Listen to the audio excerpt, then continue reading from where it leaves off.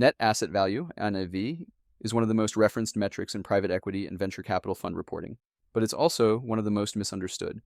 Unlike mutual funds or ETFs, where NAV is calculated daily based on market prices, private capital funds operate in a world of illiquid assets, bespoke valuations, and quarterly reporting cycles. So how is NAV actually determined?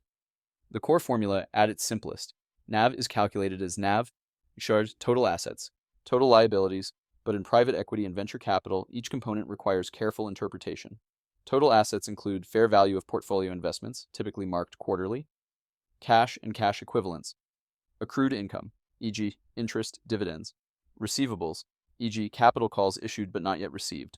Total liabilities include fund level debt, e.g., subscription lines, accrued expenses, e.g., management fees, audit costs, payables, e.g., distributions declared but not yet paid. Valuation of portfolio companies.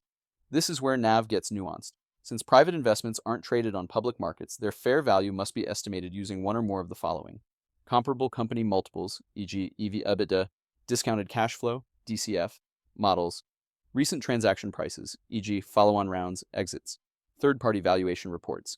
Valuation committees, fund managers, and auditors all play a role in validating these marks. The goal is to reflect a fair value that aligns with accounting standards like ASC 820. Timing and frequency. NAV is typically calculated quarterly for LP reporting, monthly for internal performance tracking or credit facility compliance, ad hoc during fundraising, exits, or material events. NAV is also the basis for calculating management fees, usually a percentage of committed or invested capital, and carried interest based on realized gains and NAV appreciation. Common adjustments. NAV may be adjusted for side pockets or segregated assets, unfunded commitments, foreign exchange impacts, deferred taxes in certain jurisdictions.